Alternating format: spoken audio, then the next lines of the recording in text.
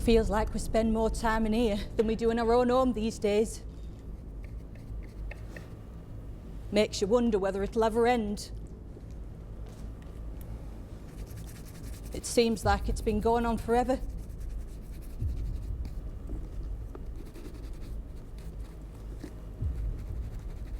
Lizzie turned up earlier, wondering whether we had any sugar to spare. I gave her a little. I didn't think you'd mind, seeing as we had some from last time. No, that's fine. We must help where we can. She was trying to make Henry a cake for his birthday, then realised she didn't have enough. She's always doing that, not checking what she's got in first.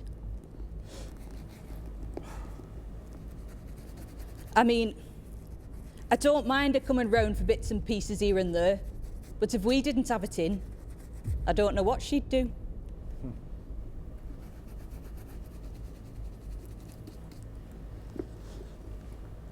Do you remember the fuss she made at our wedding when she realised that those small flowers had fallen from her dress? She wouldn't stop talking about it all the day long. Aye, she did cause a bit of a stir over it. Well, anyway, her house had a narrow miss last week. It's frightening to think about, really, with the girls and her mother all there to think of.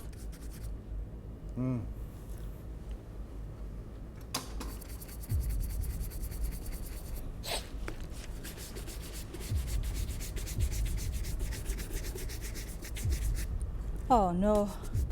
Oh, this is awful. Edith Gardner's husband's been lost. You know, Ken. Oh, I'm sorry to hear that. Yes. And those poor children. Aye. Very sad. You're a nice man, Ken. Good heart. Kind. Do you think she'll be all right? Who? Edith. Edith Gardner. Oh, aye. I should think so. She's got family who can pull her through. Sisters, I think. Well, we should probably go around in the next few days, see if there's anything we can do. Aye. Although she may want space. Some people get lonely during grief. Some who grieve don't need space. Some do. Well, Yes. we need to talk. About what? About this? Something wrong with the shelter? You know exactly what I'm talking about. For months, you've barely spoken to me. I'm speaking to you now. No, you're not. You're just answering because I'm talking. You feel obliged to. I don't know what you want me to say, Mary. I don't have much to talk about these days. I'm home most of the time. What is it you want? You don't talk to me about the little things. How your day's going, the letters you receive, the people you've seen. No, I suppose I don't. Well, why?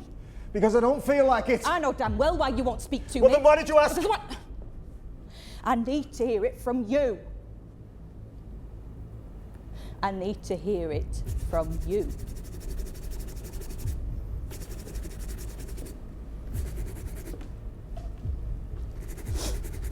You hate me because of what happened to Charlie.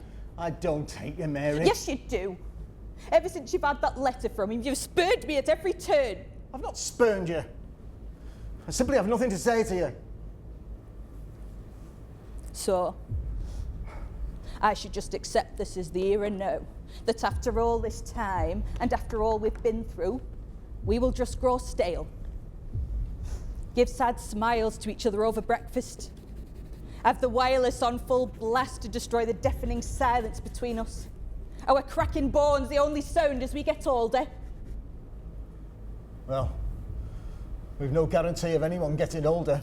Well, in that case, may we die in silence.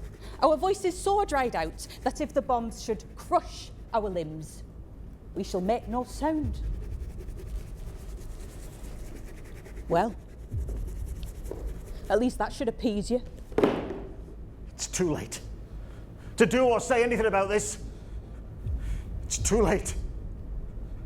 It's too bloody late.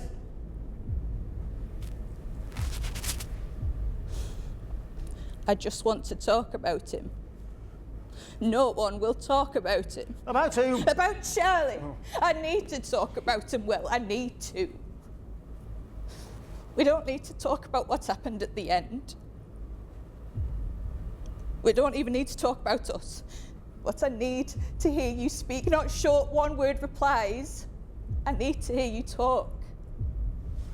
I do speak with you. Well, I suppose you speak to me through the silence with the looks you give me, the back you turn to me, the drumming of your fingers against table, waiting for me to finish so you can leave the room. This, you and I being trapped in here, this is the only place I can speak to you. Where you can't leave. I feel so alone.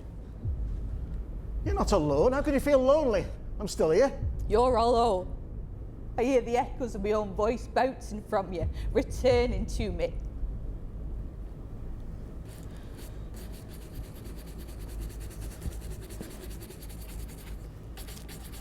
Sometimes, in the middle of the night, I wake up and the room is cold and it's pitch black. And I'll hear you breathing gently next to me. It's the only sound I can hear. And I'll lie there for hours, half awake, half in dream. But sometimes, you reach out to me. You reach your hand out to me. And then you take it back.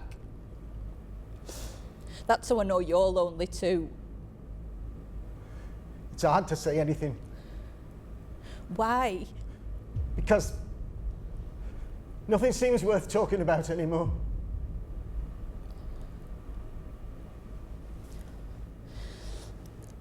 Do you remember, Will, how you were at the start, when we first decided to give it a go? You were similar then, but not the same. You were quiet. You were a locked novel. But when Charlie came, it was as if you opened up your covers and you let the sun lay itself lazily on your pages. It was something I'd never been able to accomplish on my own, and I remember having a strange envy towards Charlie for having that sort of power over you. Obviously, I told myself to stop being so stupid. My love for him was too powerful to let that feeling remain. I remember the night of his 4th birthday. I'd just put him to bed, kissed him, and I turned to leave and you were standing in the doorway. I didn't know you'd come home. You'd been so silent, trying not to disturb us. And Charlie suddenly opened his eyes and he beamed seeing you there. And I turned to look at you, and in the dim light I could see your eyes shining, your lips smiling.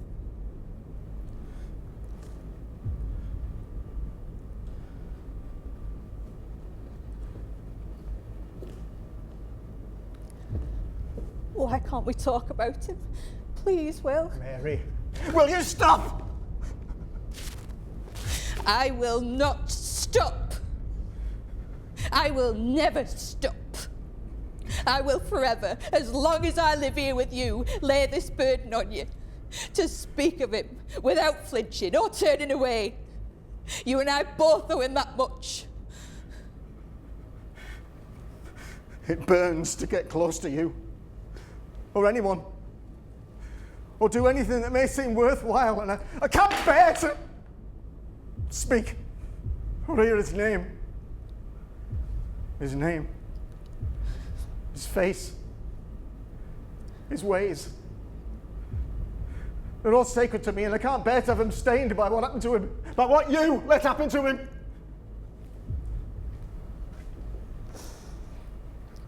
He was exceptionally brave. Aye. He was brave on account of those who encouraged him to go to slaughter. The ones who were encouraging him from the comfort of their homes.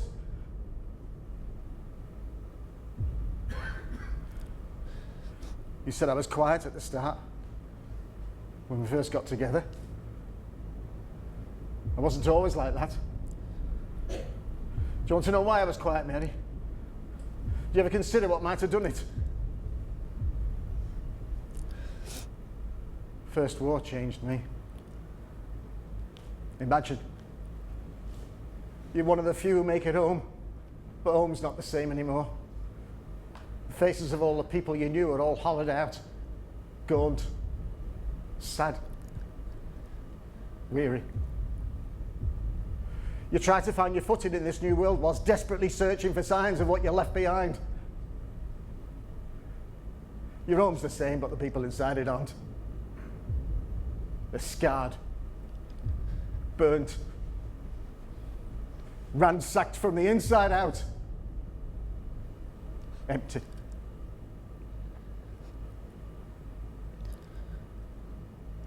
Crack of light appeared in that darkness.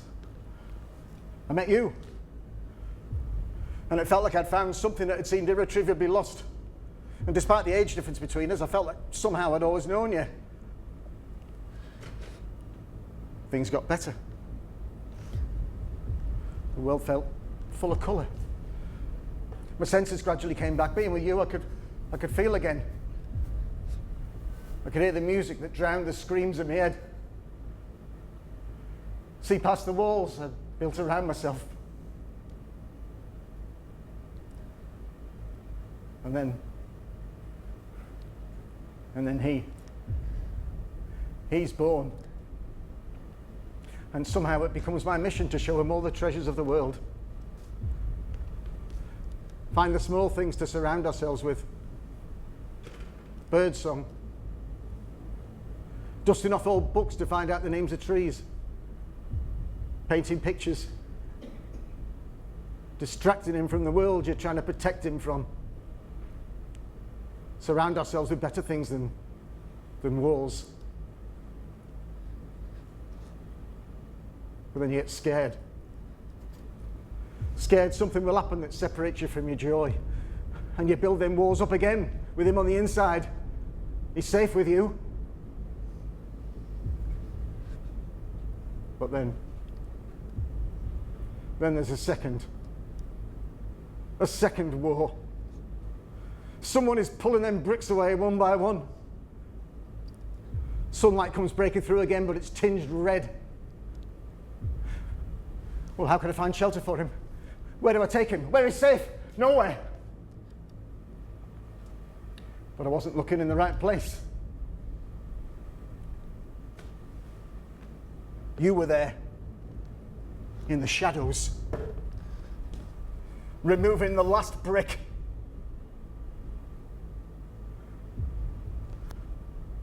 Well, I couldn't bear for him to go. As if our lot hadn't suffered enough the first time. But oh no, here's more for you to bear. Dust off your old weapons, hand them to your sons and send them into the nightmare. The old blood is congealing in our mouths. Where is the fresh meat? We tire of your old bones.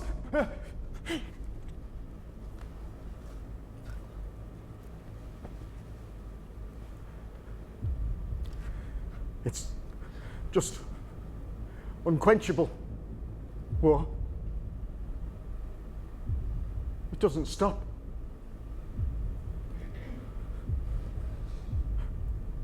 How do I talk about him? How do I begin? I don't know how to start, Mary. I don't know how I can make this better for you.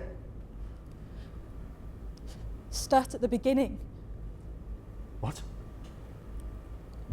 Tell me stories of when he was little, what you saw in him.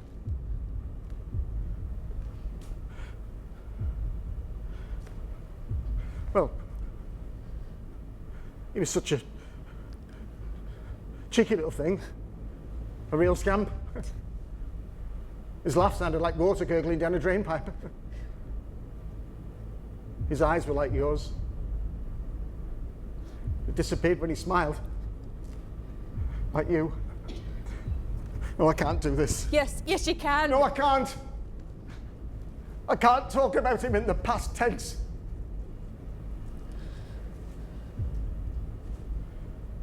Mary, this war I had more choice.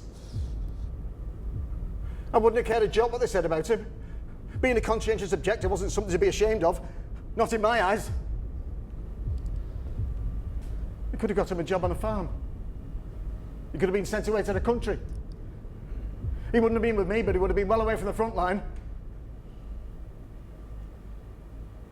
Could have helped his country in a different way.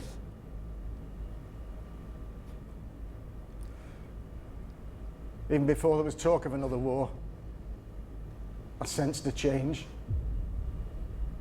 What change? A change in the air.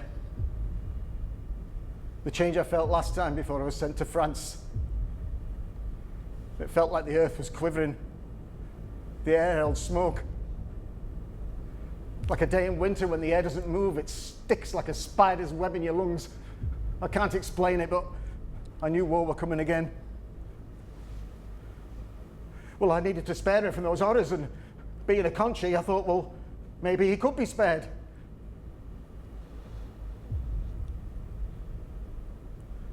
In France. I was there. With Philip. Philip? Aye. I used to go to school with him. Philip Glenside. When I saw him there shoveling sandbags onto the pile, I couldn't quite believe it. I hadn't seen him since school. And here we were in the mud and the mire. Guns at our sides, dirty faces. He tipped his tin hat to me. "Peters," he said, "fancy seeing you here. Welcome to your new home." He shook my hand with one heavy jerk. Firm handshake. That didn't surprise me. He'd been a bit of a tough lad at school. A bully at times, actually. He was always very funny, though. He had rather a wicked sense of humour. Kept us all laughing through what was a very difficult time. Strangely, for someone as tough as he was, he had a very angelic singing voice. And he was always in the school choir. You could hear him over the top of everybody else. It was a very resonant voice. It travelled.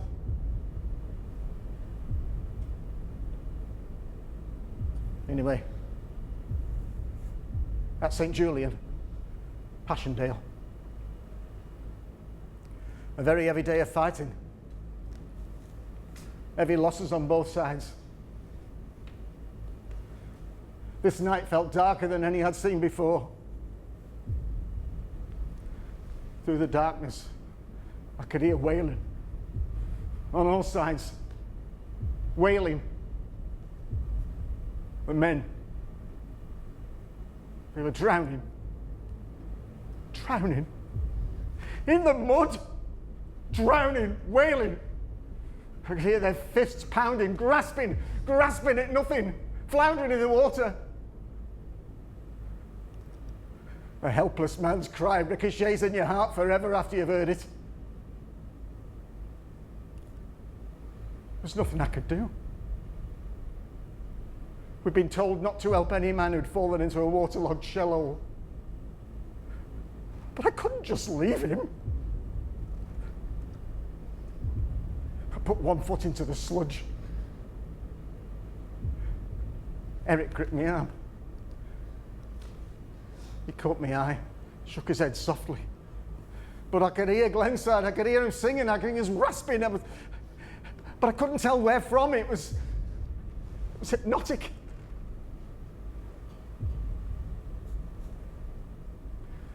Over time, his singing became more broken and laboured. Eventually, it stopped. I fell to my knees. I couldn't feel my feet anymore. I couldn't feel my soul anymore.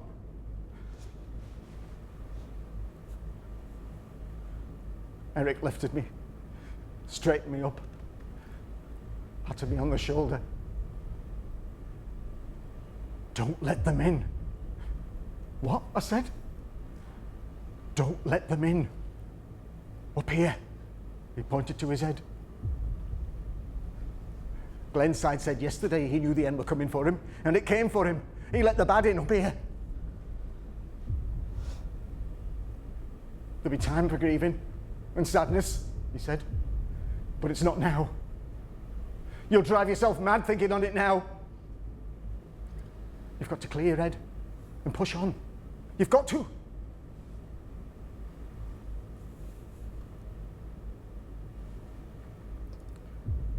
Morning came. I dragged myself to take a muster parade. God, it was a terrible list. I felt sick, lonely. I wrote the name Glenside on the casualty report. I could write no more.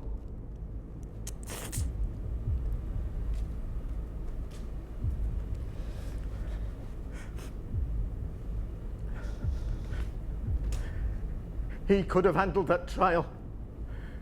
I'd worked so hard on the words for his statement that if listed him as a conscientious objector, given him another job. He could have made it through. I know he could. I know it. But imagine my surprise when he didn't turn up for his trial. And neither did you. Because you were too busy waving him off to the front line. Why? Why did you do that, Mary? You wanted to go, Will. Why should that have mattered? Do you not understand we could have saved him? He might still have been alive.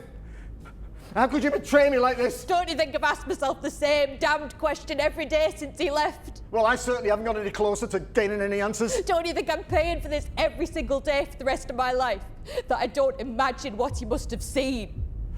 At least you never saw such things. No, I didn't see. And you never told me. Today is the first I've heard of Philip Glenside, of his angelic singing voice, the things you witnessed. You never told me what happened out there.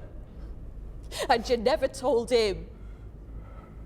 No, I didn't tell you. How could I possibly tell you? Or him? So why? How could you have known? How could he have known? I'm sure, like me, he'd heard stories, read the papers. Even if you had told him, I don't think it would have made any difference. He was determined to fight for his country, Will. We shouldn't speak of him like he did something wrong. He was very brave. And you and I both know how people would have looked at him had he stayed, how they would have made him feel. I know your time fighting must have been incredibly painful. And you're right. How could I possibly know how it was? I only heard details through papers, gossip. Never through you, though. Your quietness intrigued me at first in the early days. And then I was imprisoned by it. You never let me in. I did try, though, Will. My torture has always been silence. The silence between buff-coloured envelopes. The silence at the butcher's shop when there was nothing to be had. The silence of your supposed friends in times of trouble. But, having said that, there is something I've not told you before now. And I don't know why I haven't. I've got no explanation other than I would not have been able to bear the look you may have given me. You assumed my father had died in the First War. Well, I was 14. The war had been raging for about 6 months. Father and I were on the bus. He pointed at something out of the window. A woman's hat had blown off in the wind and a dog had trotted off and caught it in its mouth. We both shaken with laughter. It looked so pleased with itself. At the next stop, the bus came to an halt and a figure loomed towards us from the back. I didn't want to look into her eyes because I was scared of what I might see there. I pretended she wasn't there. But then I realised she had an outstretched arm with a dirty feather strangled between two fingers. I'm glad you're able to find wartime so funny, she said. Don't you wish your daddy were more of a man than this? Maybe you should join the Wrens. At least then he might be making some form of contribution instead of sitting here laughing whilst our men lose life and limb. In what felt like slow motion, she flicked it over to him and it landed at his feet. He stared at it. I stared at it. That damned silence. And as I stared at that feather, I imagined this woman sitting in her nice warm home, bundling up feathers in her greasy, meat-stained hands, placing the feathers in a scruffy bag, fixing her hair in place with a net, nodding at herself confidently in the mirror she strode out into England's air. I had heard only a week before that the white feather movement had handed Daniel Kelly a white feather. Daniel being a 12-year-old boy who lived a few doors down. He'd frequently bring wild flowers to our door. Good afternoon, Mrs. Sanderson, is Mary home? His wide grey eyes sweeping back and forth inside the house, trying to catch a glimpse of me. Daniel's family moved away soon after the feather had been given. And I never saw Daniel again. Anyway, I eventually looked at this woman and I could see that the pores on her face were huge. She had sweat like standing water on her brow.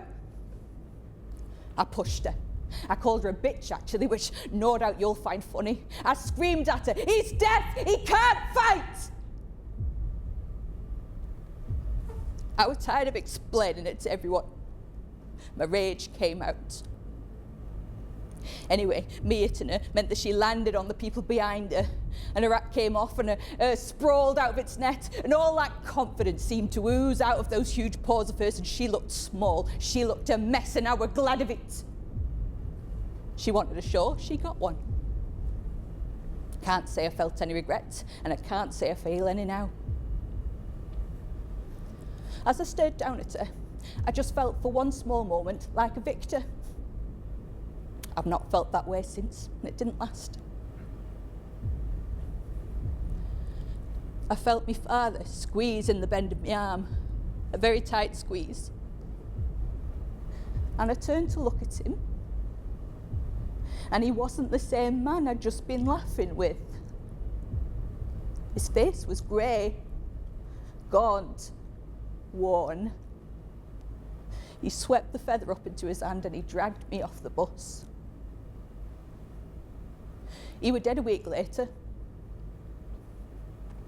And all became quiet with no more visits from Daniel. And then Dad was gone.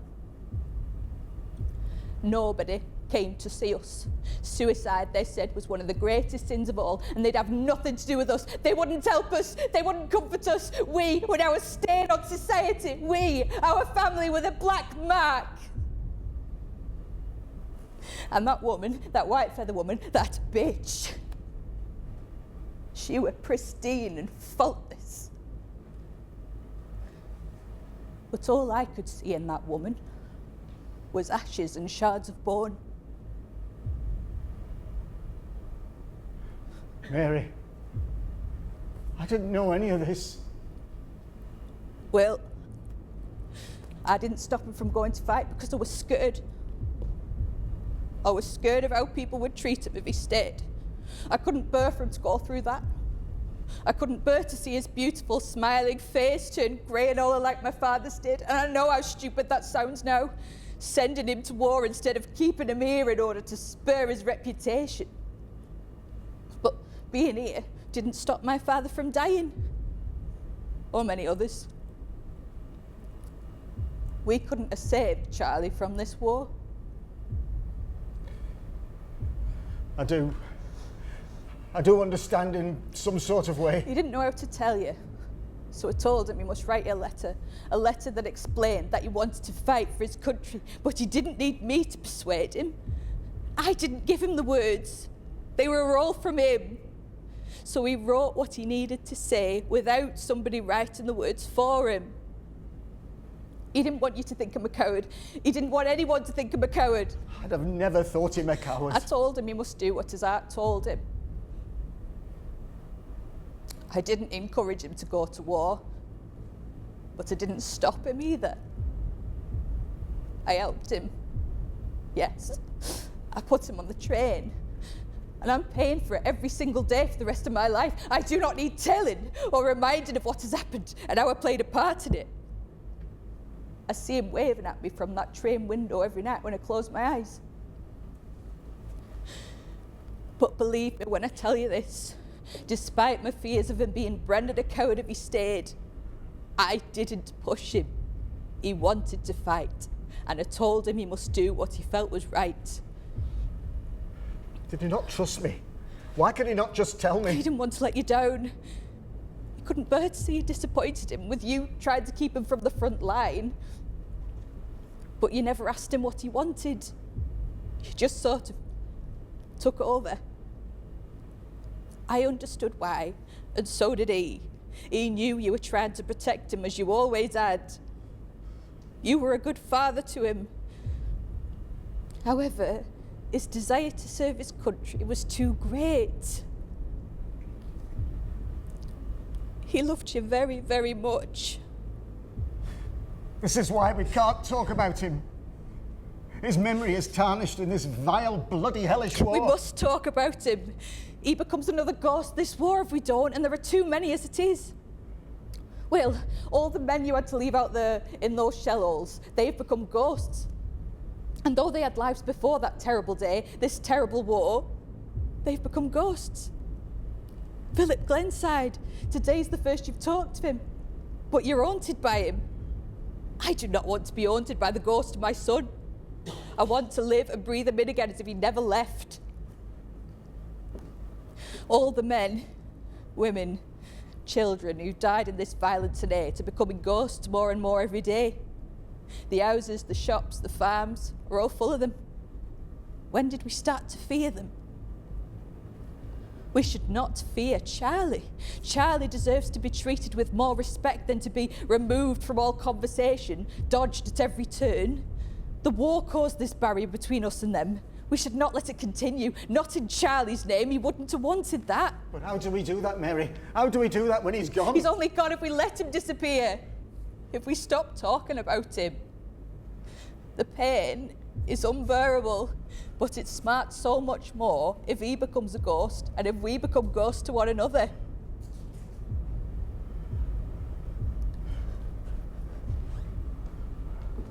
Mary, I took this whole thing out on you and I'm sorry. You're right. We mustn't become ghosts to one another. Charlie, he mustn't become a ghost. I mean, who could forget him? We must hold on to each other now. This is neither one of our faults. I see that now. I do see that now. And God knows we've lost enough without losing each other. Have I said the wrong thing, Mary? You know I'm no good with words. No, not at all. Then what is it? I just feel like he's here. I felt so empty, but hearing you talk about him, it fills the void in my chest. Mine too. I never thought talking about him could possibly help. But it has. I feel him too now. He's close. Do you remember the night he was born? It's a very cold night. Do you remember, Mary? Do you remember how cold it had been? That November was exceptionally cold. I was staring out the window. The moon shone through the old oak branches, and the stars stood frozen in the sky. I had a brief flashback to the fighting, but it felt perhaps this small child could possibly blot out some of those memories. It was so small. I couldn't describe my feelings, and I don't think it's something I'm capable of now. I stretched out my arms to the doctor, and he placed this tiny little bundle in them. I'll never forget how doctor turned around, sat down in an armchair, crossed his legs, and said, "Well, Mr. Peters, you've got yourself a little boy to run around after now," all whilst lighting up a cigar. A boy? Do I really have a boy? I said. I couldn't catch my breath. I felt like somebody had punched the air clean out of me.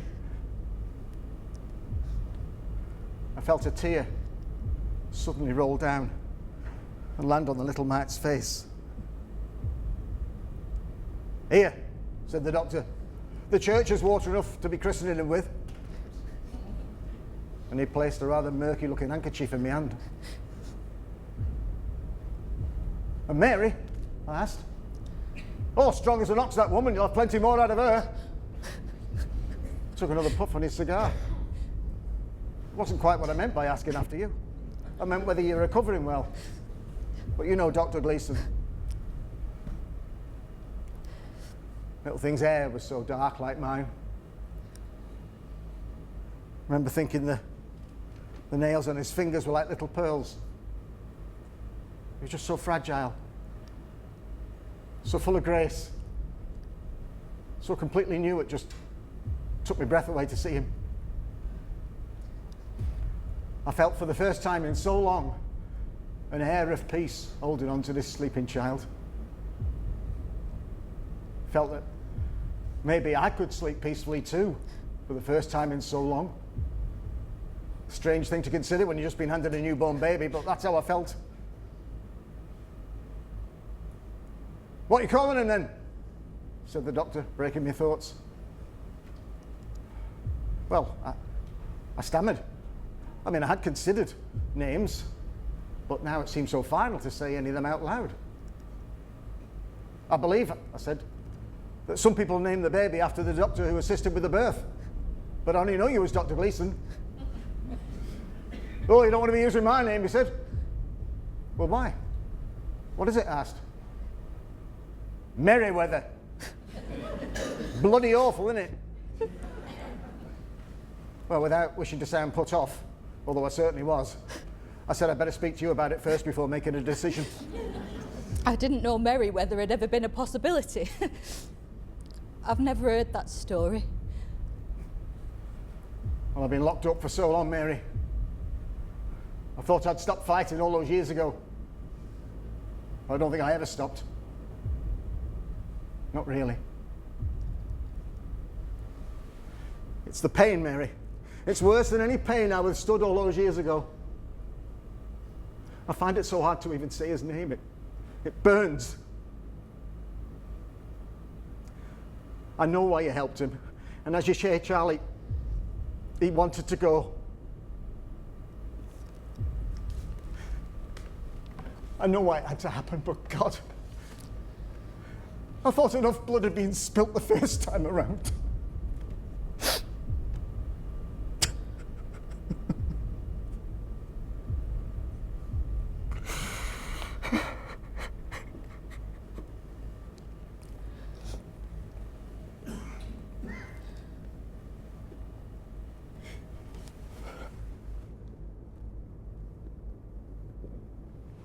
I'm sorry, Will.